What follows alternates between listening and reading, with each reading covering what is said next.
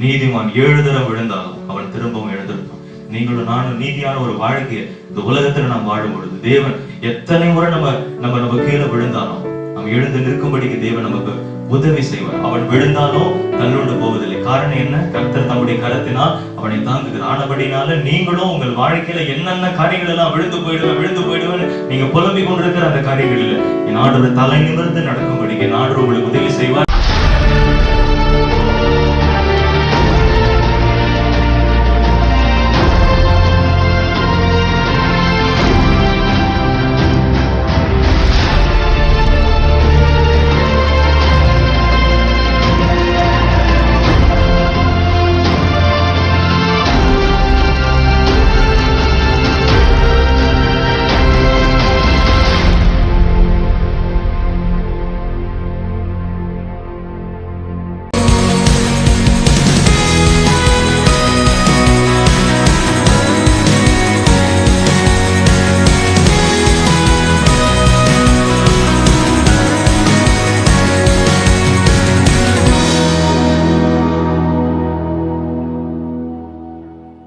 கிறிஸ்துவின் நாமத்தினாலே உங்கள் யாவருக்கும் என் அன்பின் வாழ்த்துதலையும் என் ஆண்டவருக்கு ஸ்தோத்திரங்களை நான் ஏறெடுக்கிறேன். நாம் யாவரும் ஆராதனைக்குள்ள நாம் கடந்து செல்வோம். ஸ்தோத்திரம்.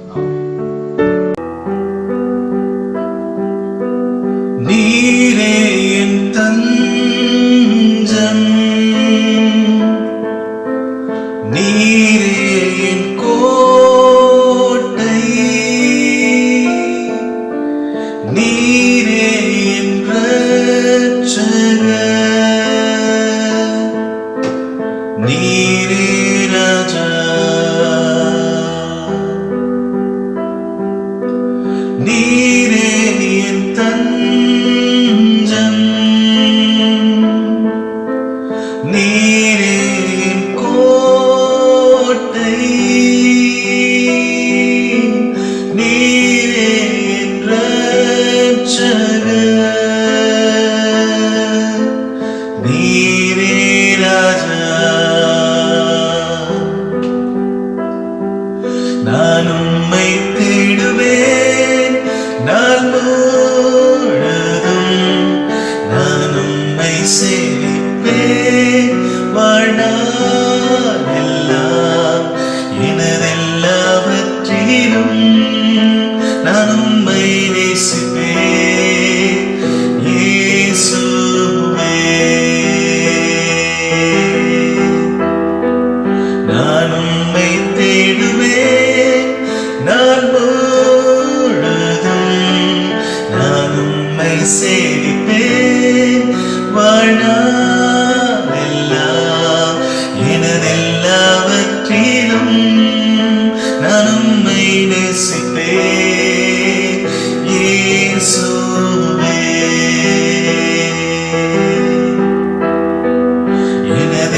எனதெல்லாவற்றிலும் நான் உம்மை நேசிப்பேன் இயேசுவே. எனதெல்லாவற்றிலும் நான் உம்மை நேசிப்பேன் இயேசுவே.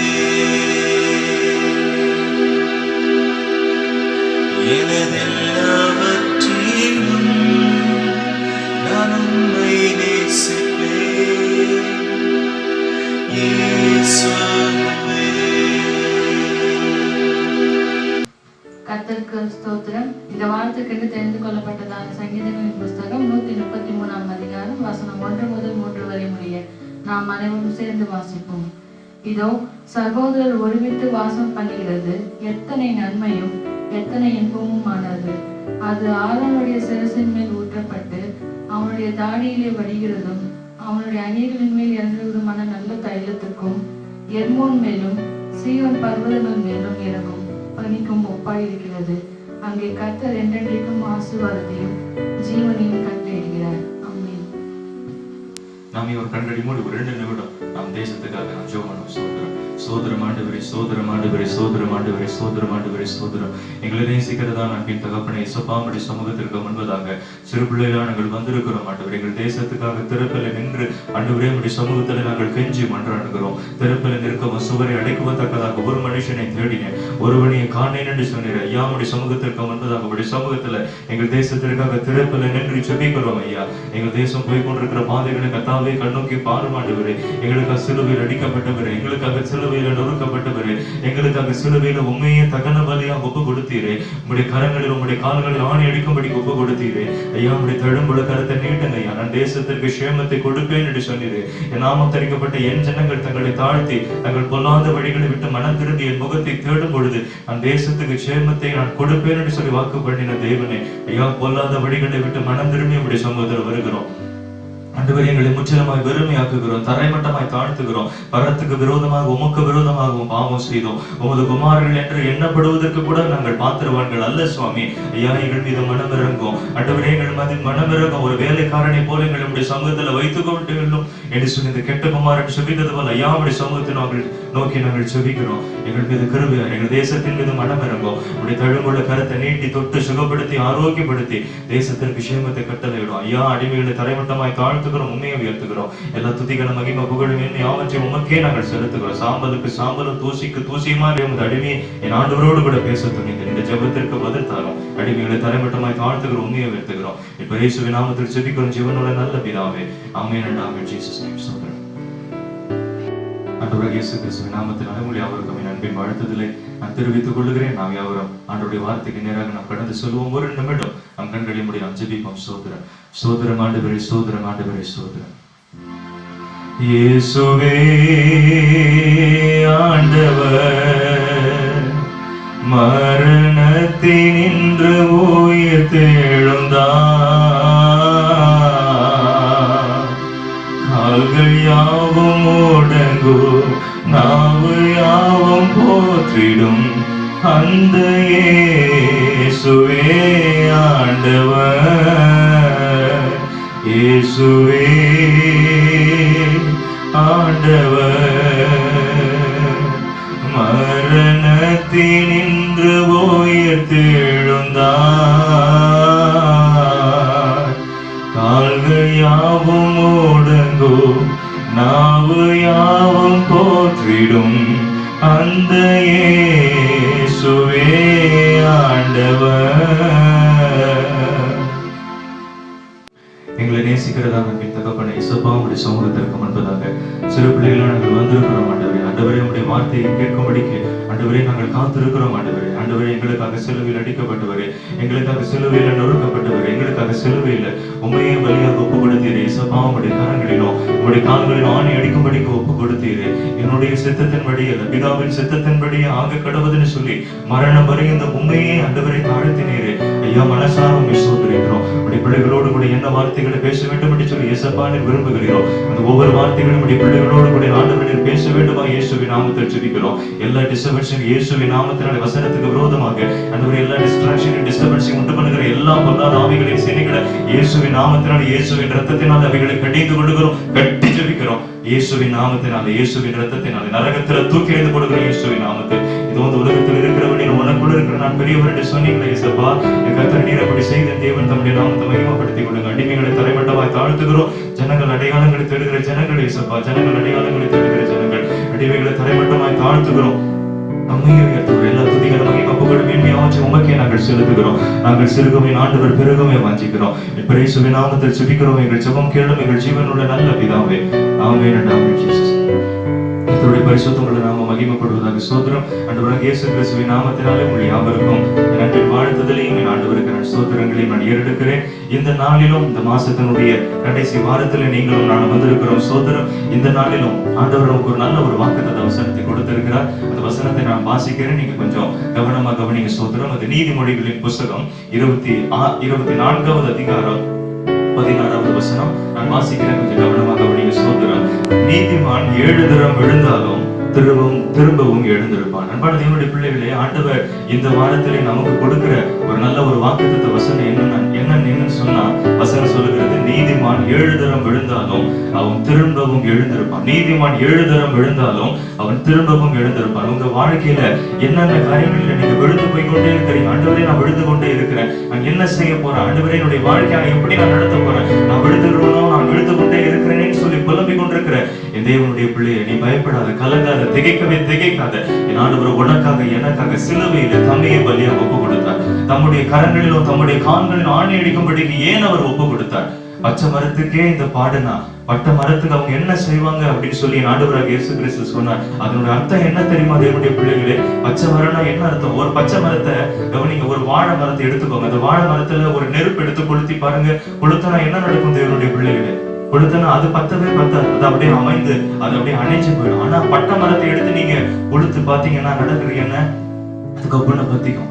அன்பான தேவனுடைய பிள்ளைகளை, நீங்களும் நானும் ஒரு காரியத்தை நான் புரிந்து கொள்ளணும். உங்களுக்காக எனக்காக சிலுவையில ஆண்டவர் தம்மையே பலியாக ஒப்பு கொடுத்த தேவன் நம்மளை விட்டுடுவாரா? நம்மள மறந்துடுவாரா? நான் விழுந்துருவனோன்னு பயமா இருக்குது, நான் கீழே விழுந்துருவனோ, நான் எவ்வளவு நாள் நான் விழுந்து நான் எழுந்திருப்பேன். ஆண்டவர் உங்களையும் என்னையும் பார்த்து சொல்லுகிறார் தேவனுடைய பிள்ளைகளை, நீதிமான் 7 தரம் விழுந்தாலும் அவன் திரும்பவும் எழுந்திருப்பான் என்று சொல்லி கர்த்தர் சொல்லுகிறார். காரணம் என்ன தெரியுமா? அவன் எத்தனை முறை விழுந்தாலும் வசனம் 7 என்பது எதை குறிக்கிறது? அது பரிபூரணத்தை குறிக்கிறது. அன்பான தேவனுடைய பிள்ளைகள், 7 என்பது எதை குறிக்கிறது? அது பரிபூரணம் குறிக்கிறது, பரிபூரணத்தை குறிக்கிறது. அப்படின்னா என்ன அர்த்தம்? எத்தனை முறை விழுந்தாலும் சரி, 7 தரம் விழுந்தாலும் 7 தரம் விழுந்தாலும் அவன் மறுபடியும் எழுந்திருப்பான், திரும்பவும் எழுந்திருப்பான். உங்க வாழ்க்கையில நீங்க என்னென்ன காரியங்கள் எல்லாம் விழுந்து போய் கிடக்கிறீங்களோ நீங்க திரும்பவும் எழுந்திருப்பீங்கன்னு சொல்லி கர்த்தர் உங்களுக்கு வாக்கு கொடுக்கிறார். நீதிமான் 7 தரம் விழுந்தாலும் திரும்பவும் எழுந்திருப்பான். நீதியாய் வாழுகிற மகள் 7 தரம் விழுந்தாலும் அவள் திரும்பவும் எழுந்திருப்பாள். காரணம், அவளை எழுந்திருக்க வைக்க என் தேவனாகி கர்த்தர் அவனுடனே கூட இருக்கிறார். என் அன்பு தேவனுடைய பிள்ளை, காரணம் என்ன தெரியுமா? அவன் விழுந்தாலும் தள்ளுண்டு போவதில்லை, அவன் விழுந்தாலும் தள்ளுண்டு போவதில்லை. காரணம் என்ன தெரியுமா? கர்த்தர் தம்முடைய கரத்தினால் அவனை தாங்குகிறார். கர்த்தர் தம்முடைய கரத்தினால் அவனை தாங்குகிறார். அதனுடைய அர்த்தம் என்ன தெரியுமா தேவனுடைய பிள்ளைகளே? நீதிமான் 7 தரம் விழுந்தாலும் அவன் திரும்பவும் எழுந்திருப்பான் என்பதனுடைய அர்த்தம் என்ன? கர்த்தர் தம்முடைய கரத்திலே அவனை தாங்கிக் கொண்டிருக்கிறார். நீங்களும் நானும் யாருடைய கரத்தில் இருக்கிறோம் தெரியுமா தேவனுடைய பிள்ளைகளை? நன்றாக கவனிங்க. 7 நட்சத்திரங்களை தம்முடைய கரங்களிலே ஏந்தி கொண்டிருக்கிற ஆண்டவராக இயேசு கிறிஸ்துவை குறித்து வேத வசனத்தில் வாசிக்கிறோம். யோவான் ஸ்நானகன் ஆண்டவரை தரிசிக்கும் பொழுது, ஆண்டவராக இயேசு கிறிஸ்துவை தரிசிக்கும் பொழுது 7 குத்து விளக்குகளின் மத்தியிலே உலாவுகிற ஒருவரை நான் கண்டேன். அவருடைய கரங்களிலே 7 நட்சத்திரங்கள் இருந்தது. அந்த 7 நட்சத்திரங்களும் 7 சபைகளாம் என்று சொல்லி வசனம் சொல்லுகிறது. அன்பான தேவனுடைய பிள்ளைகளே, அந்த சபைகள் யாருடைய கரத்தில் இருக்கிறது? நீங்களும் நானும் கிறிஸ்துவனுடைய சரீரமாக இந்த சபையில இருக்கிறோம். நீங்களும் நானும் கிறிஸ்துவின் சரீரமாக ஒவ்வொரு அங்கத்தினர்களாக இருக்கிறோம் தேவனுடைய பிள்ளைகளே. அன்பான தேவனுடைய பிள்ளைகளை, யாருடைய கரத்தில் இருக்கிறோம் தெரியுமா? நீங்களும் நானும் யாருடைய கரத்தில் இருக்கிறோம்? ஆண்டவராக இயேசு கிறிஸ்துவின் கரத்தில் இருக்கிறோம். உன் மதில்கள் எப்பொழுதும் எனக்கு ஒன்பதாக இருக்கிறதுன்னு சொல்லி ஆண்டவர் சொல்லுகிறார். அப்போ இந்த வாரத்துல தேவன் நமக்கு கொடுக்கிற வார்த்தை என்ன? நீங்கள் விழுந்து போனாலும் திரும்பவும் எழுந்திருப்பீங்க. எந்தெந்த இடத்துல நீங்க விழுந்து போனீங்க அதெல்லாம் ஒரு பேப்பர்ல எழுதி வச்சுக்கோங்க. கண்டிப்பா எழுதி வச்சுக்கோங்க தேவனுடைய பிள்ளைகளே.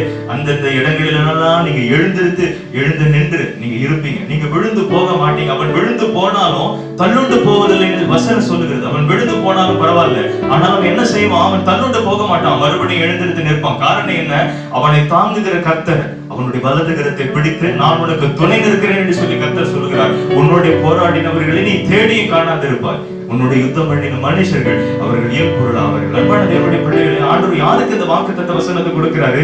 எல்லா வாக்குத்தத்த வசனங்களும் நிபந்தனைகளுக்கு உட்பட்டது. நான் அடிக்கடி சொல்லுகிற ஒரு காரியம் என்னன்னா, ஆண்டவருடைய வாக்குத்தத்த வசனங்கள் இனிமையானதா இருக்கும், ஆசீர்வாதமா இருக்கும், கேட்பதற்கு நன்றாக இருக்கும். ஆனா எல்லா வாக்குத்தத்தங்களும் எப்படிப்பட்டது? நிபந்தனைகளுக்கு உட்பட்டது தேவனுடைய பிள்ளைகள். ஆண்டவர் இந்த இடத்துல என்ன சொல்லுகிறார்?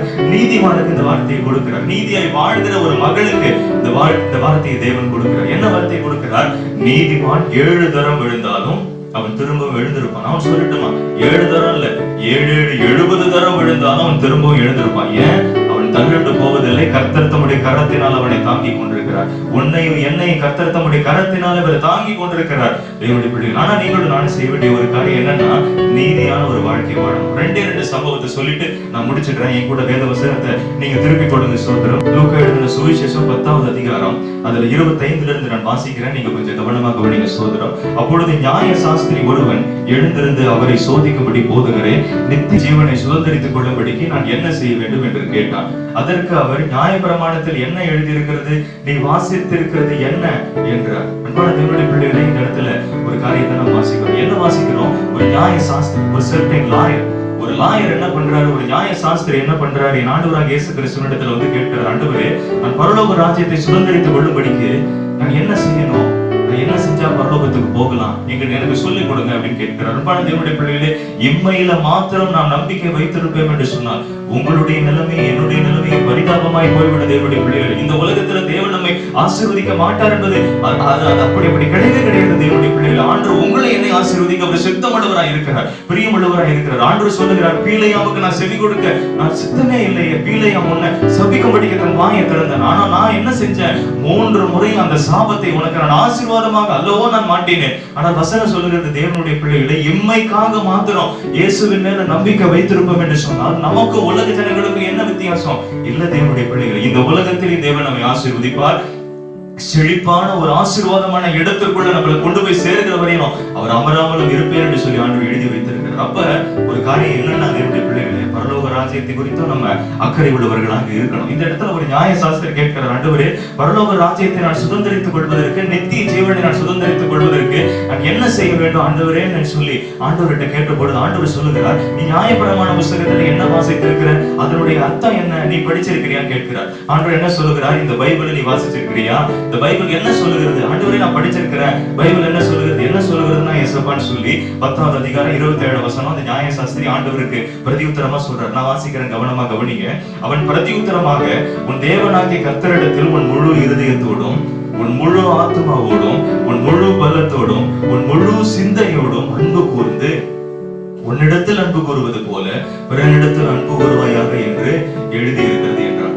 அன்பான தேவனுடைய பிள்ளைகளை, இந்த இடத்துல ஆண்டவர் அருமையான வார்த்தைகளை இந்த இடத்துல நமக்கு ஒரு எழுதி கொடுத்திருக்கிறார். அந்த லா கிவர், அந்த நியாய சாஸ்திரி ஆண்டவர் இடத்துல ஒரு காரியத்தை சொல்றாரு. என்ன சொல்றாரு, ஆண்டவரே நான் நியாய பிரமாணத்தில் என்ன வாசிச்சிருக்கேன்னா, நித்திய ஜீவனை பரலோக ராஜ்யத்தை சுதந்திரித்துக் கொள்வதற்கு நான் என்ன செய்யணும்னு எழுதப்பட்டிருக்குதுன்னா வசனம் சொல்கிறது கவனிங்க, உன் தேவனாகிய கர்த்தரிடத்தில் உன் முழு இருதயத்தோடும், நம்முடைய இருதயம் முழு இருதயத்தோடு ஆண்டவரை தேடுறோமா, ஆண்டவரிடத்தில் அன்பு கூறுகிறோமா, வசனம் கேட்கிறது. ஆண்டவர் இதைத்தான் நான் உங்களிடத்தில் என்னிடத்தில் எதிர்பார்க்கிறார், உன் முழு இருதயத்தோடு என்னிடத்தில் அன்பா இருக்கிறாயா. பேதுருவே, என்னை நேசிக்கிறது உண்மைதானா அப்படின்னு ஆண்டவர் கேட்கிறார். என்ன நேசிக்கிறது உண்மைனா என் ஆடுகளை நீ மேய்ப்பாயாக.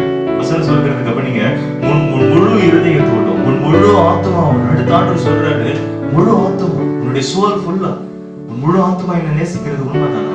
ஆபிரகாமை பார்த்து ஆண்டவர் சொல்றார், ஆபிரகாமே உன் பிள்ளையாண்டான பலி செலுத்துன்னு சொல்றார். ஆபிரகாம் விசுவாசத்தோடு கூட போனார். அதோட அர்த்தம் என்ன தெரியுமா தேவனுடைய பிள்ளைகளே, உன் ஈசாக்கின் மூலமா தான் உன் சந்ததி விலகும் ஆண்டவர் பிராமிஸ் பண்ணிட்டாரு.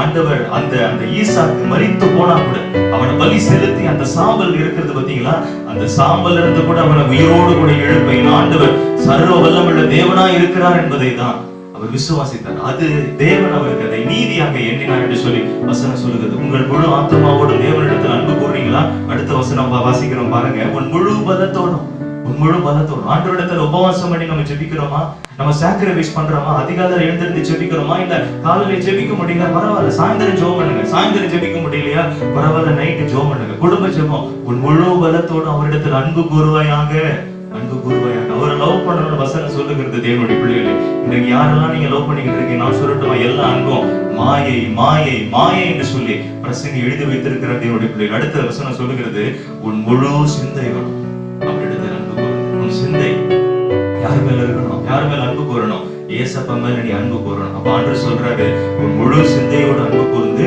உன்னிடத்தில் அன்பு கூறுகிறது போல பிறனிடத்தில் அன்பு கூறுவாயாக என்று எழுதி இருக்கிறது. அதோட அர்த்தம் என்ன தெரியுமா தேவனுடைய பிள்ளைகளை, நீங்களும் நானும் என்ன செய்யணுமா, இந்த காரியங்கள் எல்லாம் செய்யணும். முழு பலத்தோடும் முழு ஆத்மாவோடும் முழு சிந்தையோடும் முழு இருதயத்தோடும் இந்த 4 முறையும் ஆண்டவர் நேசிக்கணும்னு சொல்லிட்டு ஆண்டவர் சொல்றாரு, உன்னை எவ்வளவு நீ நல்லா நேசிக்கிற, உனக்கு நல்ல வஸ்திரங்களை உடுத்திக் கொள்ளணும், நீ நேசிக்கிற, நல்ல மோதிரங்களை போடணும், நல்ல செயின் போடணும், நல்ல விலை உயர்ந்த வஸ்திரங்களை, ஒரு நல்ல கோட் ஷர்ட் போட்டுக்கிற, நல்ல ஆசீர்வாதமா இருக்கணும் எப்படி நீ ஆசைப்படுற, அதே போல பிறனிடத்தில் அன்பு கூறுவாயாக, பிறனை நீ நேசிப்பாயாக அப்படின்னு சொல்லி ஆண்டவர் சொல்லுகிறார். யாரிடத்துல, இந்த நியாய சாஸ்திரியின் இடத்துல ஆண்டவர் இந்த வார்த்தையை சொல்லுகிறார். உடனே அந்த நியாய சாஸ்திரி என்ன சொல்லுகிறார் பாருங்க, வாசிக்கிறேன் 28ஆம் வசனத்தை வாசிக்கிறேன். அவர் அவனை நோக்கி நிதானமாய் உத்தரவு சொன்னாய், நீயும் அப்படியே செய், அப்பொழுது பிழைப்பாய் என்றார். நீயும் அப்படியே செய். முதலாவது என்ன செய்யணும், ஆண்டவரிடத்தில் அன்பு கூறணும். 2வது கற்பனை என்ன, உன்னிடத்துல நீ நேசிக்கிறது போல பிறனிடத்துல நீ நேசிக்கணும் ஆண்டவர் சொல்லுகிறார். 2 காரியம் கவனமா கவனி. முதல்ல ஆண்டவர் இடத்துல அன்பு கூறணும், 2வது உன்னை நேசிக்கிறது போல நீ பிறனை நேசிக்கணும். இந்த நியாய சாஸ்திரி பாருங்க, இவரு கொஞ்சம் ஒரு குசுபு பிடிச்சவர் போல. இவர் ஆண்டவரிடத்துல மறுபடியும் என்ன பேசுறாரு பாருங்க. அடுத்து 29ஆம் வசனம் நான் வாசிக்கிறேன், கவனமா கவனிங்க. அவன் தன்னை நீதிமான் என்று காண்பிக்க மன்னதா இயேசுவை நோக்கி, எனக்கு பிறன் யார் என்று கேட்டான். அந்த மனுஷன் என்ன பண்றான்? நியாய சாஸ்திரி ஆண்டவர்கிட்ட தன்னை நீதிமானாய் காண்பிக்கிற மன்னதாய், தன்னை நீதிமானாய் காண்பிக்க அவன் நினைக்கிறான். அவன் சொல்லட்டுமா தேவனுடைய பிள்ளைகளே, நீதிமானாய் காண்பிக்கிறவன் எல்லாம் நீதிமான் கிடையாது. தேவனுடைய பிள்ளைகளே, ஆண்டவர் சொல்லுகிறார், மிஞ்சின நீதிமானாயினே இராத, மிஞ்சின நீதிமானாயினே இராத என்று சொல்லி ஆண்டவர் எழுதி வைத்திருக்கிறார். அதோட அர்த்தம் என்ன தெரியும் தேவனுடைய பிள்ளைகளே? நம்ம ஞானமா நடந்து கொள்ளணும். ஆண்டவர் பரிசுத்தாவியானவர் நம்மளை மெய்ப்படுகிறவராய் நம்ம இருக்கிறார். இந்த இடத்துல அவன் தன்னை நீதிமானாய் காண்பிக்கிறான். அவன் சொல்லட்டுமா, நோவாவை ஆண்டவர் எப்பொழுது அவருடைய நீதியான வாழ்க்கை கண்டுபிடித்தார் தெரியுமா? அவருடைய வயதான காலத்துல. நீ நல்லா பாருங்க, 3 மருமகள்கள் அவருக்கு இருக்கிறாங்க, 3 மகன்கள் இருக்கிறாங்க. நல்லா கவனமா கவனி. அப்படின்னா என்ன அர்த்தம்? அவருடைய வயசான காலத்துலதான் தேவன் அவருடைய நீதியை காண்கிறார். அது வரைக்கும் சின்ன வயசுல இருந்து அவருடைய அந்த மருமகளை சம்பாதிக்கிற அந்த நாட்கள் வரையிலும் வசனம் சொல்லுகிறது அந்த நீதியை தேவன் கண்டார். அதனால தம்முடைய கண்களில் அவருக்கு கிருபை கிடைத்தது. வசனம் சொல்லுகிறது. இந்த இடத்துல தன்னை நீதிமானாய் காண்பிக்க மனதாய் ஆண்டவரிடத்துல ஒரு காரியத்தை கேட்கிறார். என்ன காரியத்தை கேட்கிறார்? ஆண்டவரே, who is my neighbor? ஆண்டவரே, யார் என்னுடைய பிறன்? யார் என்னுடைய நெய்பர்? ஆண்டவரே, யாருக்கு நான் உதவி செய்யணும்? அப்ப ஆண்டவர் சொல்லுகிறாரு, ஆண்டவருக்கு தெரிஞ்சிருச்சு. என்ன தெரிஞ்சிருச்சு? இவன் தன்னுடைய நெய்பர்னு சொல்லி யார இடத்துல இவன் தன்னை நீதிமானாய் காண்பிக்கிறதுக்காக தான் இந்த இடத்துல இந்த குஸ்தியை கேட்டுக்கிட்டே இருக்கிறான்னு சொல்லிட்டு ஆண்டவர் ஞானம் உள்ள ஒரு சம்பவத்தை அவனுக்கு எழுதி அவனுக்கு சொன்னார். உவமையாக சொன்னார். என்ன உவமையாக ஆண்டவர் சொன்னார்? என்ன பேரபிள் சொன்னார்? கவனிங்க தேவனுடைய பிள்ளைகளே. லூக்கா எழுதின சுவிசேஷம் 10ஆம் அதிகாரம் 30ஆம் வசனத்தை வாசிக்கிற கவனிங்க. இயேசு பிரதியுத்தரமாக, ஒரு மனுஷன் எருசலேமிலிருந்து எரிகோவுக்கு போகையில் கல்லற கையில் அகப்பட்டுக் கொண்டான். அவர்கள் அவன் வஸ்திரங்களை உரித்து கொண்டு அவனை காயப்படுத்தி குற்றவாளியாக விட்டு போனார்கள். அப்பொழுது தற்செயலாய் ஒரு ஆசாரியன் அந்த வழியே வந்து அவனை கண்டு பக்கமாய் விலகி போனான். அன்பான தேவனுடைய பிள்ளைகளே, இந்த இடத்துல என்ன வாசிக்கிறோம்? ஒரு மனுஷன் எருசலேமிலிருந்து எரிகோவுக்கு புறப்பட்டு போனான். அன்பான தேவனுடைய பிள்ளைகளே, நீங்க எந்த இடத்துல இருக்கிறீங்க? எருசலேமில் இருக்கிறீங்களா இல்ல எரிகோவுக்கு போறீங்களா? கவனமா கவனிங்க தேவனுடைய பிள்ளைகளே, கவனமா கவனிங்க. ஒரு மனுஷன் எருசலேமிலிருந்து எரிகோவுக்கு போக புறப்பட்டான். புறப்படுகையில் கல்லர் கையிலே அகப்பட்டுக் கொண்டான். இது எதை குறிக்கிறது? எருசலேம் என்பது தேவனுடைய பிரசன்னத்தை குறிக்கிறது. எரிகோ என்பது எதை குறிக்கிறது? சபிக்கப்பட்ட பூமியை குறிக்கிறது. யோசுவா எரிகோ பட்டணத்தை அவர் கடைசி நேரத்துல சபித்தார். தேவனுடைய பிள்ளைகள், நான் சொல்லட்டுமா? அந்த வசனத்தை கூட என்னால காண்பித்து கொடுக்க முடியும். நீங்க என்னிடத்துல கேட்டீங்க, நான் சொல்லுவேன். யோசுவா அந்த எரிகோ சுவர் அந்த ஜோம் பண்ணி அவங்க அந்த துதித்து அந்த எரிகோ சுவர் கீழே விழுந்ததுக்கு அப்புறம் அந்த இடத்துல ஒரு சாபத்தை அவர் கூறினார். கர்த்தர் சொல்லி அந்த இடத்துல சாபத்தை கூறுன்னு சொன்ன உடனே இந்த இடத்துல தன்னுடைய வாசலை வைக்கிறவன், இந்த இடத்துல மறுபடியும் இந்த எரிகோ சுவரை கட்டுகிறவன் சபிக்கப்பட்டிருப்பான்னு சொல்லி இந்த வார்த்தையை அவர் சொன்னார். அதன்படியாகவே ஒரு மனுஷன், ஆகாபனுடைய சந்ததியில ஒரு மனுஷன் எழுப்பி அவன் என்ன தெரியுமா செய்வான்? அந்த எரிகோ சுவரை கட்டும் பொழுது தன்னுடைய இளைய மகனையும் அதனுடைய வாசற்காலை வைக்கும் பொழுது தன்னுடைய மூத்த குமாரனையும் அவன் சாக கொடுத்தான்னு சொல்லி வசனம் எழுதப்பட்டிருக்கிறது. அப்ப ஒரு மனுஷன் எருசலேமிலிருந்து எரிகோவுக்கு புறப்படும் பொழுது கல்லர் கையில் அகப்பட்டுக் கொண்டார். அப்படின்னா என்ன அர்த்தம்? நீங்க ஆசீர்வதிக்கப்பட்ட பூமியில் இருக்கிறீங்களா? ஏசப்பாவுக்குள்ள நீங்க இருக்கிறீங்களா? ஜெப ஜீவியத்தில் இருக்கிறீங்களா? நல்ல குடும்ப ஜெபத்தில் இருக்கிறீங்களா? நல்ல ஒரு சபையின் ஐக்கியத்தில் இருக்கிறீங்களா? உங்க பாஸ்டருக்கு கீழ்ப்படுகிறீங்களா? அன்பான தேவனுடைய பிள்ளைகளே, எருசலேமிலிருந்து எரிகோவுக்கு போக புறப்படுகையில், அப்ப சபிக்கப்பட்ட பூமிக்கு போகிறதுனா என்ன அர்த்தம்? இந்த உலக சிற்றின்பங்கள், இந்த உலக காரியங்கள் ஒன்று அப்படியே மோதும். அன்பான தேவனுடைய பிள்ளைகளே, யோசுவா காலம் வரையிலும், யோசுவா அவர்கள் மூப்பர்கள் காலம் வரையிலும் இஸ்ரவேல் ஜனங்க பாவம் செய்யாம அவங்க இருந்தாங்களாம். யோசுவா மரித்த பொழுது யோசுவா ஒரு காரியத்தை ஜனங்களிடத்துல சொன்னார். நான் போகிற வழியை, இந்த பூலோகத்துல எல்லாரும் போகிற வழியை நான் போறேன். நானும் என் வீட்டாரும் கர்த்தரை சேவிப்போம். நீங்க எப்படி இருப்பீங்களோ தெரியாது அப்படின்னு ஒரு வார்த்தையை சொல்லிட்டு அவர் போயிடுவார். அவருடைய மூப்பர்கள் அவரோடு கூட இருந்த அந்த மூப்பர்கள் இருக்கிற வரையணும் இந்த ஜனங்க அமைதியா இருந்தாங்க. அவருடைய இடம் முடிச்சதுக்கு அப்புறம் பாருங்க தேவனுடைய பிள்ளைகளே, அந்த இடம் காலியான உடனே அடுத்தது என்ன தெரியுமா தேவனுடைய பிள்ளைகளே? ஜனங்கள் மறுபடியும் பாவம் செய்ய ஆரம்பித்தார். மோசே சொல்லுவார் ஒரு இடத்துல, நான் இருக்கும் பொழுதே நீங்க கடின கழுத்துள்ளவர்களா இருந்தீங்களே, நான் இல்லாதப்ப நீங்க என்னென்னலாம் செய்வீங்க? ஆண்டவர் ஒரு இடத்துல கடைசியாக மோசே எழுதின பாடல்னு சொல்லி ஒரு நீங்க உபாகமத்தின் புத்தகத்துல கடைசி அதிகாரங்களில 2-3 அதிகாரங்களை நீங்க வாசித்து பார்த்தீங்கன்னா எழுதப்பட்டிருக்கும். கடைசி 2-3 அதிகாரங்களில மோசே எழுதின பாடல், அதுல அவர் கரெக்டா ஆண்டு சொல்லிடுவாரு, உனக்கு பிற்பாடு இந்த ஜனங்க என்னென்னலாம் செய்வாங்க என்பதை நான் உனக்கு சொல்லி கொடுக்குறேன், எல்லாத்தையும் அவர் எழுதி கொடுத்துருவார். அப்ப மோசே ஒரு வார்த்தையை சொல்லுவார், எனக்கு ரொம்ப ஆச்சரியமான ஒரு காரியம் என்னன்னா, நான் இருக்கும் போதே நீங்க கடின கழுத்துள்ளவர்களா இருக்கிறீங்களே, நான் இல்லாத போது என்ன செய்ய போறீங்க? நீங்க தெரியல, ஆனா நீ இப்படி எல்லாம் செய்வேன்னு சொல்லி ஆண்டவர் எழுதி கொடுத்துருவார். அன்பான தேவனுடைய பிள்ளைகளே, அவன் கல்லர் கையில் அகப்பட்டுக் கொண்டான். யாருடைய கையில் அகப்பட்டுக் கொண்டான்? பிசாசுடைய கரங்களில் அகப்பட்டுக் கொண்டான். அப்ப நீ தேவனுடைய பிரசன்னத்துல இருக்கணும். நீ தேவனுடைய பிரசன்னத்துல இருக்கணும். நீ தேவனுடைய பிரசன்னத்துல இருக்கும் பொழுது அவனுக்கு ஆசீர்வாதம். கொஞ்சம் உலக பிரகாரமான காரியங்களை கொஞ்சம் அப்படி போயிட்டு வந்துடலாம் நீ நினைச்சனா, நீ கல்லர் கையில் அகப்பட்டுக் கொள்ளு. உன் வஸ்திரங்களை உரிந்து கொள்வாங்க, உன் ஆடை ஆபரணங்களை உரிந்து கொள்வாங்க, உன்மேல இருக்கிற பரிசுத்தம், அன்பு, தாழ்மை எல்லாவற்றையும் பறித்துக் கொள்வாங்க. நீ வெறுங்கையே நான் நிர்வாணமா அனுப்ப வேண்டாம். தேவனுடைய பிள்ளைகள், அந்த வசனத்தை நான் தொடர்ந்து வாசிக்கிற கவனிங்க. அவன் வஸ்திரங்களை உரிந்து கொண்டு அவனை காயப்படுத்தி குற்றீராக விட்டு போனார்கள். 31 வசனம். அப்பொழுது தற்செயலாய் ஒரு ஆசாரியன் அந்த வழியை வந்து அவனை கண்டு பக்கமாய் விலகி போனான். அந்தபடியே ஒரு லேவியனும் அந்த இடத்துக்கு வந்து அவனை கண்டு பக்கமாய் விலகி போனான். நடக்கிறது என்ன? அந்த இடத்துல ஆண்டவர் நியாய சாஸ்திரிக்கு ஒரு காரியத்தை சொல்லிக் கொடுக்கிறார். உன்னிடத்துல நீ அன்பு கூறுவது போல பிறனிடத்திலும் அன்பு கூறுவையாகன்னு சொல்லி நியாய சாஸ்திரியின் இடத்துல சொல்லி கொடுக்கும் பொழுது அந்த ஆசாரியன் என்ன செய்யறாரு? இந்த இடத்துல என்ன சொல்றாரு? ஒரு மனுஷன் அடிபட்டு கிடக்கிறான். அடிபட்டு கிடக்கும்போது ஒரு ஆசாரியன், ஒரு ஹை பிரீஸ்ட் வராரு, ஒரு பாஸ்டர் வராரு. கவனமாக உங்களுக்கு புரியும்படிக்கு சொல்றேன். ஒரு பாஸ்டர் வராரு. பாஸ்டர் வந்து என்ன பண்றாரு? அந்த மனுஷன் குற்றீரா இருக்கிறத பார்த்துட்டு என்ன சொல்றாரு? அப்படி பக்கமாய் விலகி போனான். நமக்கு எதுக்கு வம்பு, நமக்கு எதுக்கு வம்பு அப்படின்னு சொல்லி பக்கமாய் விலகி போனான். அடுத்த வசனம் சொல்லுகிறது, ஒரு லேவியன் அந்த வழியை கடந்து வந்தானா. இப்பொழுது லேவியன் அந்த வழியை கடந்து வந்த பொழுது அந்த குற்றீராக கிடக்கிற, கொத்துயிரு கொலையர்னு சொல்லுவாங்க பாத்தீங்களா, அந்த குற்றீரு கொலையராக கிடக்கிற அந்த மனுஷனை பார்த்து அந்த லேவியன், லேவியன்னா யாரு? Assistant pastor. இவர் யாரு? இவரு அசிஸ்டன்ட் பாஸ்டர். ஊழியத்துல உறுதுணையா கூட இருக்கிறவங்க. கவனமா கவனிங்க தேவனுடைய பிள்ளைகளே, கவனமா கவனிங்க. அவரை கண்டு பக்கமாய் விலகி போனா. நமக்கு எதுக்குப்பா வம்பு அப்படின்னு சொல்லி விலகி போனான். அந்த நியாய சாஸ்திரிக்கு ஆண்டவர் சொல்லி கொடுக்கிறார். என்ன சொல்லி கொடுக்கிறாரு? குற்றீரும் கொலையுமா ஒரு மனுஷன் கீழே கிடக்கிறான். இந்த ஆசாரியன் கடந்து போகிறான். அவனும் அவனை சட்டை பண்ணல, அவனை கண்டுக்கவும் இல்லை. இரண்டாவது ஒரு லேவியன் வருகிறான். அவனும் அவனை கண்டுக்கல, சட்டையும் பண்ணல, அப்படியே கடந்து போய்கொண்டே இருக்கிறான். மூன்றாவதாக ஒரு சமாரியன் ஒருவன் வருகிறான். அந்த வழியாக வந்த சமாரியன் வந்து அந்த வசனத்தை வாசிக்கிறேன், ரொம்ப பிடிச்ச வசனம் வாசிக்கிறேன். கவனமா கவனிங்க. லூக்கா எழுதின சுவிசேஷம் 10வது அதிகாரம் 33ஆம் வசனம். பின்பு சமாரியன் ஒருவன் பிரயாணமாய் வருகையில் அவன் கண்டு மனதுருகி, அவன் பிரயாணமாய் போகிறான். இந்த ஆசாரியர்களுக்கும் லேவியனுக்கும் வேலை இல்லைன்னு நீங்க நினைக்கிறீங்களா? வேலை இருக்குது. இந்த சமாரியனுக்கும் வேலை இல்லைன்னு நினைக்கிறீங்களா? இல்ல தேவனுடைய பிள்ளைகளே, வேலை இருக்குது. நல்ல கவனமாக கவனிங்க. சமாரியன் கிட்ட வந்து மனதுருகினான். அவனை கண்டு மனதுருகினான். Have to move with compassion. Have to move with compassion. நீங்க என்ன செய்யணும்? நீங்களும் நானும் மனதுருகுகிற ஒரு அன்பு இருக்கணும். அவன் சொல்லட்டும் தேவனுடைய பிள்ளைகளே, இயேசுவின் நாமத்தில் ஒரு காரியத்தை சொல்லுகிறேன். கர்த்தருடைய ஊழியக்காரனா சொல்லுகிறேன். மனதுருக நமக்கு வேணும் தேவனுடைய பிள்ளைகளே. யாராவது உங்களிடத்துல அழுது வந்து புலம்புறாங்களா? ஐயா எனக்கு இது மாதிரி பிரச்சனை இருக்குதுயா, இந்த மாதிரி போராட்டம் இருக்குதுயா, என்ன செய்ய போறேன்னு தெரியலையா? நீங்க என்ன தெரியுமா செய்யணும்? அப்படின்னு அழுது புலம்பணும். ஆண்டவரே, இந்த மனுஷனுக்கு தயவு செய்து உதவி செய்யும், தயவு செய்து உதவி செய்யும், வெறுமையாய் அனுப்பாந்துரும் சொல்லி அழுது புலம்பி அவனுக்காக ஜெபிக்கணும். அவருக்கு அவங்களுக்காக நீங்களும் நானும் ஜெபிக்க தேவன் நம்மை அபிஷேகித்திருக்கிறார். அன்பான தேவனுடைய பிள்ளைகளே, ஆண்டவராகிய இயேசு கிறிஸ்து இந்த உலகத்தில் அவர் நன்மை செய்கிறவராக சுற்றித்திருந்தார். பிசாசின் வல்லமையில் அகப்பட்ட யாவரையும் விடுதலையாக்குகிறவராக அவர் சுற்றித்திருந்தார். நீங்களும் என்ன செய்யணும்? இந்த உலகத்துல நன்மை செய்கிறவர்களாக சுற்றி தெரியணும். நன்மை செய்கிறவர்களாக சுற்றி தெரியணும். பிசாசின் வல்லமையில் அகப்பட்ட யாவரையும் விடுதலையாக்குகிறவராக சுற்றி தெரிந்தாராம் ஆண்டவராகிய இயேசு கிறிஸ்து. அப்படியே நீங்கள் இருக்கணும். தேவன் அவருடனே கூட இருந்தபடினாலே, அப்ப என்ன அர்த்தம்? எப்ப நன்மை செய்வீங்க, எப்ப பிசாசின் வல்லமையில் அகப்பட்ட யாவரையும் விடுதலை ஆக்குவீங்க?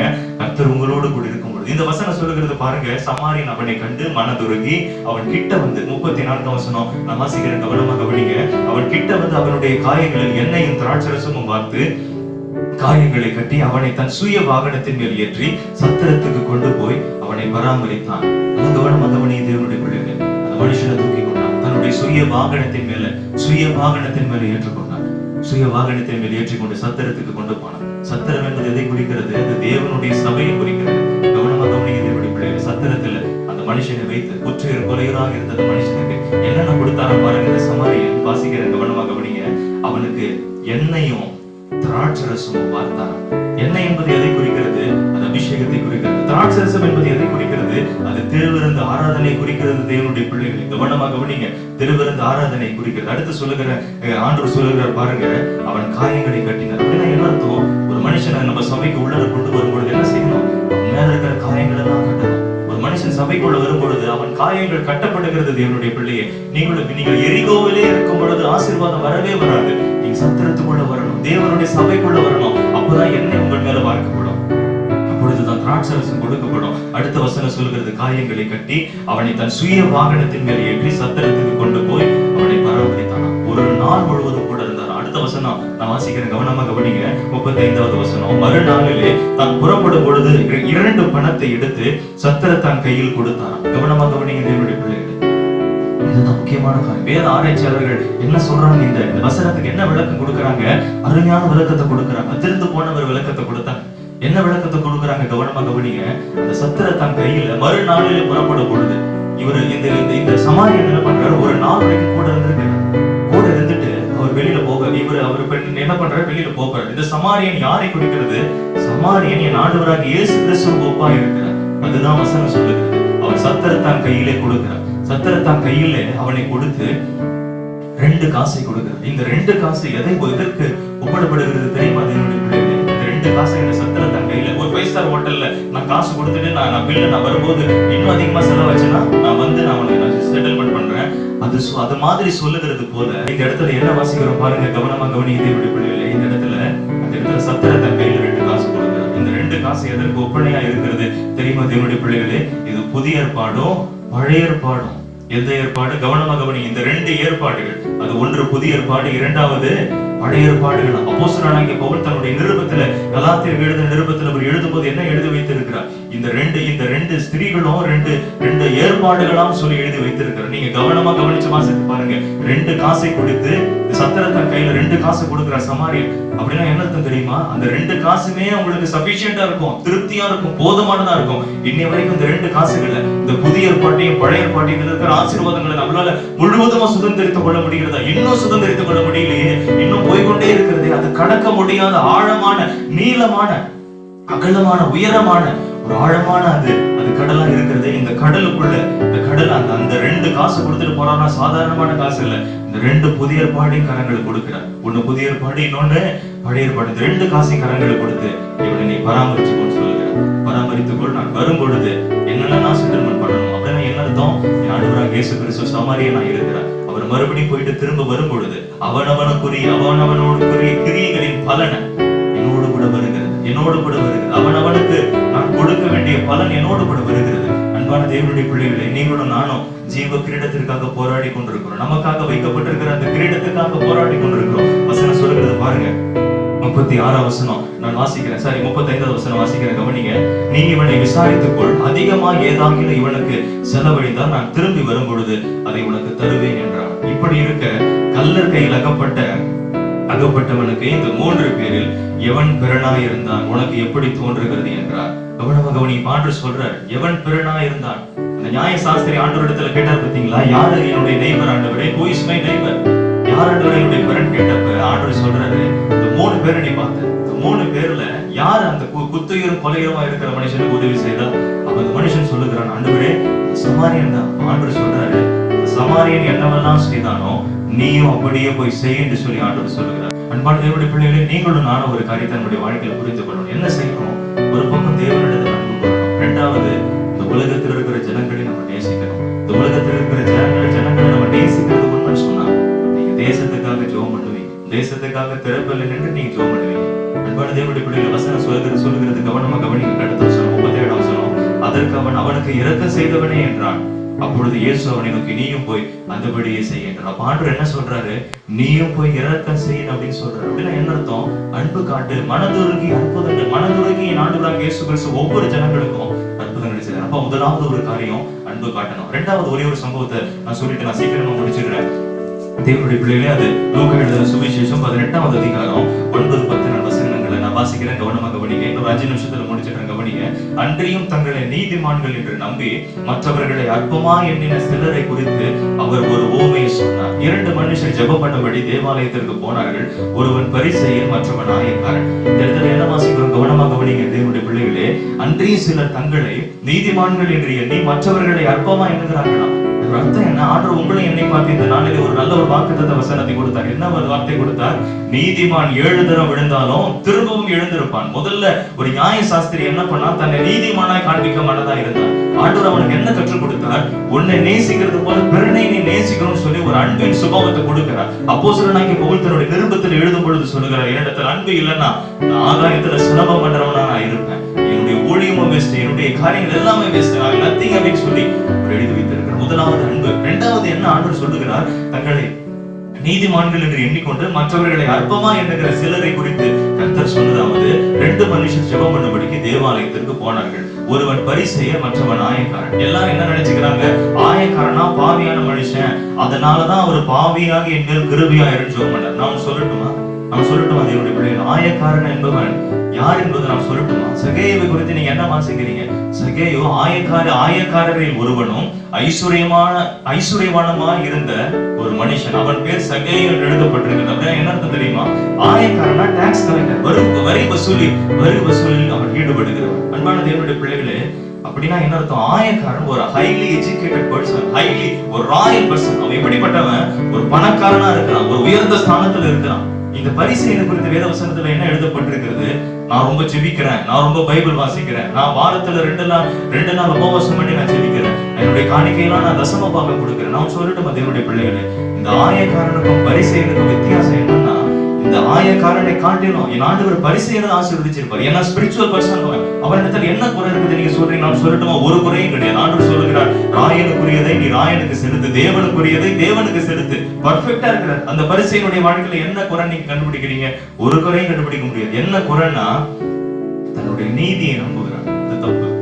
உன்னுடைய நீதி என்னுடைய நீதி என் ஆண்டவருக்கு என்பதா கிழிந்த கரித்து நீர் போல காணப்படுகிறது. தேவனுடைய பிள்ளைகளே, கிறிஸ்து இயேசு இந்த உலகத்துல அவர் பாவிக்கிறதுக்காக அவர் அடிக்கப்பட்டார் சொல்லிட்டு அப்போஸ்தலனாகிய பவுல் சொல்லுகிறார், இதில் பிரதான பாவி நான் தான் அப்படின்னு சொல்லுகிறார். நான் சொல்லட்டுமா? அப்போஸ்தலனாகிய பவுல் இன்னொரு இடத்துல சொல்லுகிறார், யாருமே சொல்ல முடியாது அந்த வார்த்தையை, என்னிடத்துல எந்த குறையும் நான் பார்க்கல, ஆனால் என்ன நியாயத்திருக்கிறவர் கர்த்தரே அப்படின்னு சொல்லுகிறார். அப்பேற்பட்ட பவுல் சொல்லுகிறார், பிரதான பாவி நான் தான் சொல்லுகிறார். அதனுடைய அர்த்தம் என்ன தெரியுமா தேவனுடைய பிள்ளைகளே? உன் சுய நீதியின் மேல சாயாத, உன் சுய நீதியை நம்பாத. சுய நீதியின் மேல நீ நம்பினா நீ ஏமாந்து போ. அப்ப நீங்களும் நான் என்ன செய்யணும்? ஆண்டவருடைய நீதியின் மேல சாய்ந்து கொள்ளணும். அதனுடைய அர்த்தம் என்ன? நம்ம காணிக்கை கொடுக்கணும், தசம பாகம் கொடுக்கணும், சபைக்கு போகணும், ஏழைகளை, திக்கற்றவர்களை, விதவைகளை, அனாதைகளை நம்ம பராமரிக்கணும், எல்லாம் செய்யணும், எல்லாம் ரைட், ஓகே. ஆனா ஒரே ஒரு தாழ்மை வேணும். என்ன தாழ்மை? தேவனுக்கு ஒன்பதாம் தாழ்மை. ஆயக்காரர்கள் ஒருவன், இந்த ஆயக்காரன் டாக்ஸ் கலெக்டர், தேவனுடைய பிள்ளைகளே, வரி வசூல் செய்கிறவன், மிகப்பெரிய பணக்காரன், மிகப்பெரிய செல்வந்தன், மிகப்பெரிய ஹைலி எஜுகேட்டட் பர்சன். அவனுக்கு ஆண்டவர் என்னத்தை கற்றுக் கொடுத்திருக்கிறார் இருதயத்துல? ஆண்டவரே, பாவியாக எங்கள் கிருபையாயிரும் சொல்லி வானத்தை கூட ஏறெடுத்து பார்க்காம கீழே குனிந்து ஜெபிக்கிறான். உடனே ஆண்டவர் சொல்லுகிறார், வசனம் சொல்லுகிறார், தூரத்திலே நின்று, அவன் சபைக்குள்ள கூட வரலையா. இந்த ஆயக்காரன் சபை சர்ச்சுக்குள்ள கூட வரலையா. அவன் தூரத்திலே நின்று, ஆண்டவரே, உங்க முகத்தை கூட ஏறி பார்க்கிறது எனக்கு தகுதி இல்லை ஆண்டவரே, பாவிகள் எங்கள் கிருபையாயிரும். ஆனா வசனம் சொல்லுகிறது, பரிசேயன் முன்னாடி போய் உட்கார்ந்து கொண்டான். முன்னாடி புகுந்து ஆண்டவர் முன்னாடி ஜெபம் பண்றான். தன்னுடைய பெருமையே சொல்லி கொண்டிருக்கிறான். நான் ஜெபம் பண்றேன், நான் பைபிள் வாசிக்கிறேன், நான் என்னுடைய தசம பாகம் கொடுக்கிறேன், எல்லாம் சரிதான். அதெல்லாம் தவறு நான் சொல்றது என்னுடைய பிள்ளைகள், அதெல்லாம் தப்பு கிடையாது. நீங்க ஜனங்களாக நீங்க வஞ்சிக்கிறீங்களா ஆண்டவர் சொல்றாரு, அது அர்த்தம் கிடையாது. நான் என்ன சொல்ல வரேன்? முதலாவது தேவனுக்கு முன்பதாக நம்ம தாழ்மையாகணும். மீகாவின் புத்தகத்தில் நீங்க வாசித்து பார்த்தீங்கன்னா ஆண்டவர் சொல்லுவாரு, இரக்கத்தை சிநேகித்து மனத்தாழ்மையா இருக்கிறத விட உன்னிடத்துல நான் என்ன கேட்கிறேன்? மீகாவின் புத்தகத்துல தீர்க்கதரிசி சொல்லுவார், இரக்கத்தை சிநேகித்து மனத்தாழ்மை அன்றி உன்னிடத்துல நான் வேற எதை கேட்கிறேன் என்று சொல்லி ஆண்டவர் சொல்லுவார். மனத்தாழ்மைனா என்ன அர்த்தம் தெரியுமா? தேவனுக்கு முன்பதான் நம்மள தாழ்த்தணும். நம்ம ஏன் தெரியுமா ஜெபிக்கிறதுக்கு போறதே கிடையாது தெரியுமா? தேவனுடைய பிள்ளைகளே, உங்களுக்குள்ள எனக்கு அப்படியே ஒரு பெருமை, என்ன ப்ரௌடு, ஜெபசந்தே வர்றது கிடையாது. ஏன் ஜெபசந்தை வர்றது கிடையாது தெரியுமா? அதுவும் ஒரு வகையான பெருமை. நான் சொல்லட்டுமா, ஜெபிக்காமல் இருப்பது ஒரு பாவம். தேவனுடைய பிள்ளைகள், இந்த இடத்துல அந்த ஆயக்காரன் தேவனை நோக்கி ஜெபிக்க ஆரம்பித்தான். பாவியாக என் மேல கிருபையாயிரும். ஆண்டவர் சொன்னாரு, அவன் அல்ல, இவனே நீதிமானாக்கப்பட்டவன். அப்படின்னா என்ன அர்த்தம்?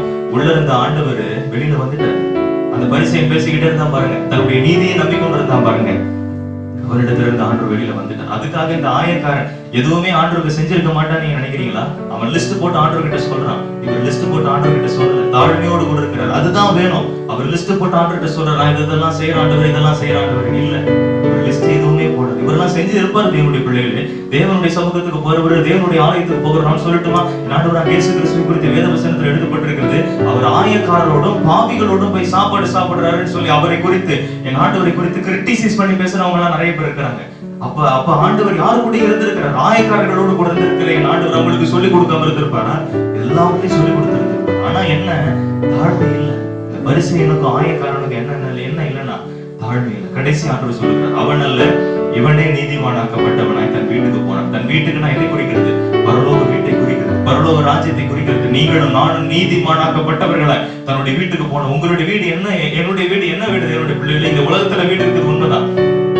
பரலோகத்தில் நமக்கு வீடு ஆயத்தப்பட்டிருக்கிறது. அந்த வீட்டுக்கு நம்ம போனோம்னா நம்ம நீதிமான்களா இருக்கணும், தாழ்மையோடு கூட நடந்து கொள்ளணும். ஆண்டவர் ஒரே ஒரு வசனத்தை இந்த இடத்துல காண்பித்து கொடுக்கிறார். அதை நான் சொல்லிட்டு முடிச்சிடுறேன். லூக்கா எழுதின சுவிசேஷம் 18வது அதிகாரம் 14வது வசனம். அவன் அல்ல இவனே நீதிமானாக்கப்பட்டவனாய் தன் வீட்டுக்கு திரும்பி போனான். இன்று உங்களுக்கு சொல்லுகிறேன், ஏனெனில் தன்னை உயர்த்துகிறவன் எவனும் தாழ்த்தப்படுவான், தன்னை தாழ்த்துகிறவன் உயர்த்தப்படுவான் என்றார். கடைசியா ஒரே ஒரு வார்த்தை ஆண்டவர் சொல்றார், நான் உங்களுக்கு சொல்லுகிறேன்னு சொல்லிட்டு ஆண்டவர் சொல்றாரு, தன்னைத்தானே உயர்த்துகிற எவனும் தாழ்த்தப்படுவான். தேவனுடைய சமூகத்துக்கு முன்பது அவனை உயர்த்தாது. நீ தேவாலயத்துக்கு போகும்போது ஆண்டவர் சொல்லுவார், கொஞ்சம் மௌனமாயிரு, அதிகமான வார்த்தைகள் அலப்பாத போட்டு பேசிக்கிட்டு இருக்காது. ஆண்டவர் சொல்லுவார், என்ன தெரியுமா சொன்னீங்களும் நானும் செய்யணும், தாழ்மையோடு கூட நடந்து கொள்ளணும், பைபிள் எடுத்துக்கொண்டு சபைக்கு போகணும், சபையில உட்கார்ந்து இருக்கும் பொழுது பயபக்தியோடு கூட இருக்கணும், வசனத்தை கேட்கும் போது பயபக்தியோடு கூட இருக்கணும். ஆண்டவர் போதகர் மூலமா என்ன பேச போறாரு, இந்த தீர்க்கதரிசியின் மூலமா ஆண்டவர் என்ன பேச போறாரு, இந்த ஆராதனையின் மூலமா தேவனை கூட என்ன பேச போறாரு. நான் சொல்லட்டுமா, தேவனுடைய பிள்ளைகளை சபைக்கு போறது குறித்து நிறைய பேர் ஏளனமா நினைச்சுக்கிட்டு இருக்காங்க. நான் ஒரு காரியத்தை சொல்லட்டுமா, சபைக்கு போனீங்கன்னா ஒரு பாடல் மூலமா ஆண்டவர் பேசுவார், ஒரு வசனத்தின் மூலம் ஆண்டவர் பேசுவார், ஒரு செய்தியின் மூலம் ஆண்டவர் பேசுவார், ஒரு ஜெபிக்கிற ஒரு தேவ மனுஷன் மூலம் ஆண்டவர் பேசுவார். ஏதாவது ஒரு வார்த்தை ஆண்டவர் பேசிடுவார். வெளியில வரும்பொழுது ஒரு சமாதானம் உங்களுக்குள்ள எனக்குள்ள அது காணப்படும். அப்ப என்ன செய்யணும்? தாழ்மையோடு கூட இருக்கணும். முதல்ல அன்பு, இரண்டாவது தாழ்மை.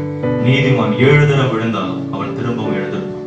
நீங்களும் நானும் நீதியான ஒரு வாழ்க்கையை இந்த உலகத்துல நாம் வாழும்பொழுது தேவன் எத்தனை முறை நம்ம கீழே விழுந்தாலும் நம்ம எழுந்து நிற்கும்படிக்கு தேவன் நமக்கு உதவி செய்வார். அவன் விழுந்தாலும் தள்ளுண்டு போவதில்லை. காரணம் என்ன? கர்த்தர் தம்முடைய கரத்தினால் அவனை தாங்குகிறார். ஆனபடினால நீங்களும் உங்கள் வாழ்க்கையில என்னென்ன காரியங்கள் எல்லாம் விழுந்து போயிடுவேன் நீங்க புலம்பிக் கொண்டிருக்கிற அந்த காரியங்கள் இல்ல, என் ஆண்டவர் தலை நிமிர்ந்து நடக்கும்படிக்கு ஆண்டவர் உங்களுக்கு உதவி செய்வார். எல்லாரும் கண்களை மூடி நான் ஜெபசந்தியோடு கூட இருப்போம். என் அன்பு தாய் உங்களுக்கு ஜெபிக்க போறாங்க. நாங்க எல்லாரும் ஜெபசந்தியோடு கூட இருப்போம். சோதரன் ஆமென்.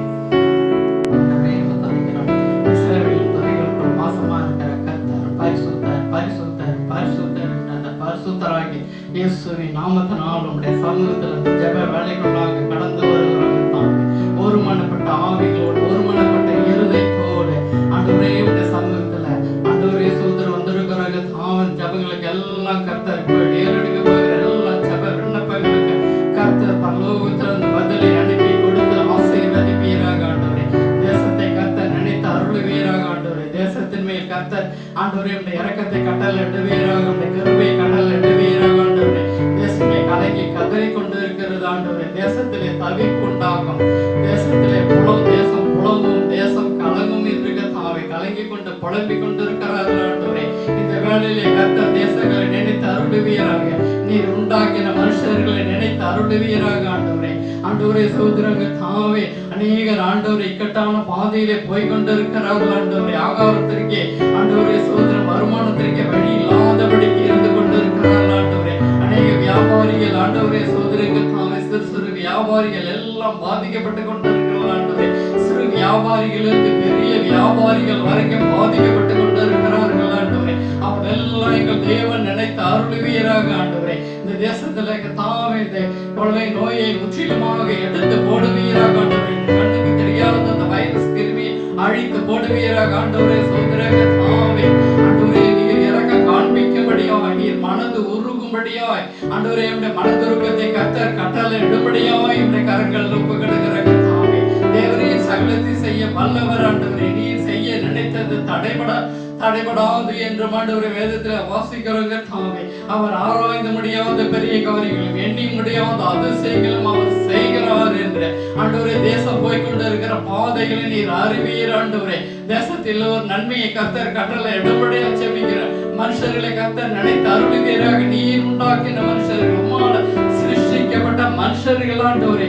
அவர் நினைத்து அருளுவீராக ஆண்டவரே.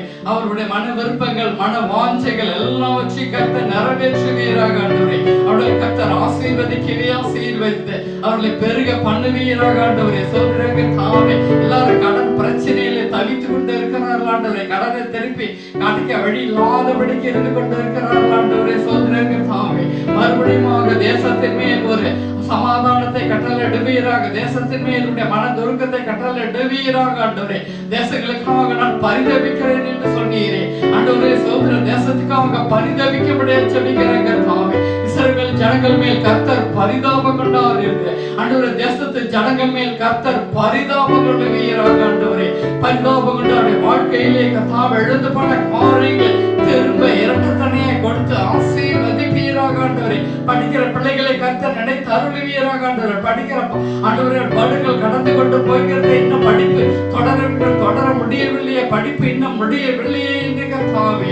ஆண்டவரே, ஸ்கூல் பிள்ளைகள் வரைக்கும், காலேஜ் பிள்ளைகள் வரைக்கும் கர்த்தாவே, இந்த செமஸ்டர் எழுதாதபடிக்கு கர்த்தாவே சகோதரம் என்று அடைக்கப்பட்டு இருக்கிறது கர்த்தாவே. அந்த பிள்ளைகள் எல்லாம் கலங்குகிறார்கள், கதறுகிறார்கள் ஆண்டவரே. எங்களுடைய எதிர்கால வாழ்க்கை எப்படி இருக்குமோ என்று ஆண்டவரே சகோதரங்க தாவே எல்லாம் ஆண்டவரே ஒரு முடிவு உண்டாக்கும்படியா செபிக்கிறேங்க தாவே. இந்த காரியங்களுக்கு எல்லாம் ஒரு முடிவு கட்டும்படியா செபிக்கிறேங்க தாவே.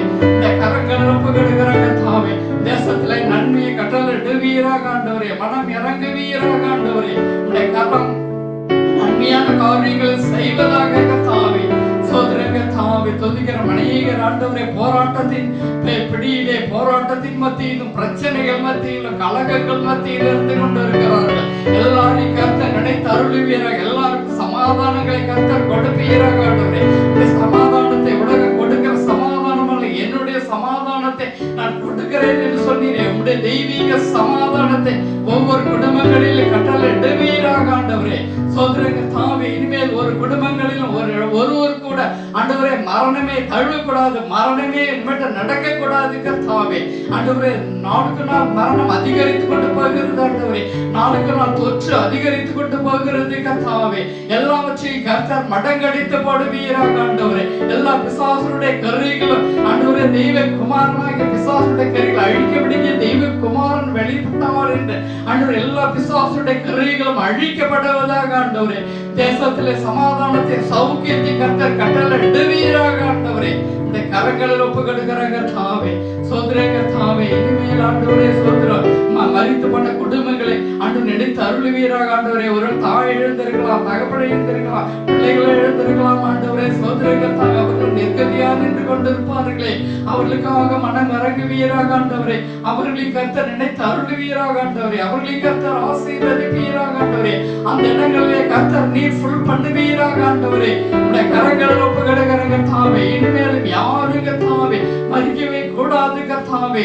அந்த ஆண்டவரே, அந்த கொள்ளை நோய்க்கு கர்த்தாவே சோதரம் ஆண்டவரே நிறுத்தி போடுவீராக ஆண்டவரே. இந்த கரங்களில் ஒப்புக்கொடுக்கிறேன். ஆசீர்வதி தரும் எல்லா கன துதி மகிமையும் ஒருவருக்கே செலுத்துகிறோம். இயேசுவின் நாமத்தில் ஜெபிக்கிறேன் எங்கள் ஜீவனுள்ள நல்ல பிதாவே. அப்பிரயோஜனமான ஊழியக்காரன் ஆண்டவரே, தகுதியற்ற ஊழியக்காரன், என்னுடைய கடமை மாத்திரம் செய்கிறேன். Lord, I am always useless fellow master unless you have given me anything. I will continue to be useless fellow. ஆண்டவரே, அப்பிரயோஜனமான ஊழியக்காரன், 100% தெரியும் ஆண்டவரே, நான் தகுதியற்ற ஊழியக்காரன், என்னுடைய கடமை மாத்திரம் செய்தேன். எல்லா துதியும் கனமும் மகிமையும் புகழும் மேன்மை யாவற்றையும் என் சேனைகளின் கர்த்தருக்கு என் ஆண்டவராகிய இயேசு கிறிஸ்துவுக்கு பரிசுத்த ஆவியானவர் ஒருவருக்கே செலுத்துகிறோம். திருத்துவ தெய்வமே நீர் ஒருவரே பார்க்கிறேன். அடிமைகளை தரைமட்டமாய் தாழ்த்துகிறோம், உண்மையை உயர்த்துகிறோம். எல்லா துதிகளும் மகிமையும் புகழும் மேன்மை யாவற்றையும் உமக்கே நாங்கள் செலுத்துகிறோம். நாங்கள் சிறுமை ஆண்டவர் பெருகுமை வாஞ்சிக்கிறோம். இப்ப இயேசுவின் நாமத்தில் ஜெபிக்கிறோம் ஜீவனோட நல்ல பிதாவே. ஆமென். ஜீசஸ் நே. என் ஆத்துமாவே கர்த்தரை ஸ்தோத்திரி, என் முழுவதுமே அவருடைய பரிசுத்த நாமத்தை ஸ்தோத்திரி. என் ஆத்துமாவே கர்த்தரை ஸ்தோத்திரி. கர்த்தர் செய்த சகல உபகாரங்களையும் நீ மறக்கவே மறக்காதே. ஆமென். ஆமென். ஜீசஸ், அப்படியே உங்க வாழ்க்கையில என்ன ஆசீர்வாதம் வேணுமோ அந்த ஆசீர்வாதத்தை அப்படியே நினைச்சுக்கோங்க. சொல்றோம் நம்முடைய கர்த்தராகிய இயேசு கிறிஸ்துவின் கிருபையும் பரமபிதாவின் சிநேகமும் பரிசுத்த ஆவியானவரின் வழி நடத்துகிறோம். அந்யோன்யம், ஐக்கியம், ஆசீர்வாதம், ஐஸ்வர்யம், சமாதானம், சுகமும், பலன், ஆரோக்கியமும் இன்றும் என்றும் சதாகாலம் சகல பரிசுத்தவான்களோடு கூட இருந்து நம்முடைய கர்த்தராகிய இயேசு கிறிஸ்துவின் இரண்டாம் வருகை பரியந்தம் நம்முடனே கூட இருந்து நம்மை காத்து வழி நடத்துவதாக. ஆமென். ஆமென். ஜீசஸ் கர்த்தருக்கு ஸ்தோத்திரம். சமாதான இயேசுவின் சபை ஊழியத்தின் சார்பாக எங்களது மற்றொரு நிகழ்ச்சியாக விசேஷமாக உங்களுக்காகவே ஒவ்வொரு வாரமும் வெள்ளிக்கிழமைகளில் good news from the mountains என்கிற யூடியூப் காணொளியை பார்த்து தேவனுடைய ஆசீர்வாதத்தை பெற்றுக்கொள்ளுங்கள். Peace of Jesus Church Ministry presents. We broadcast another program. It's exclusively for you. On Friday of every week, we have YouTube video called Good News from the Mountains. Kindly watch and receive your blessings. Good news for you from the mountains. Watch and be blessed.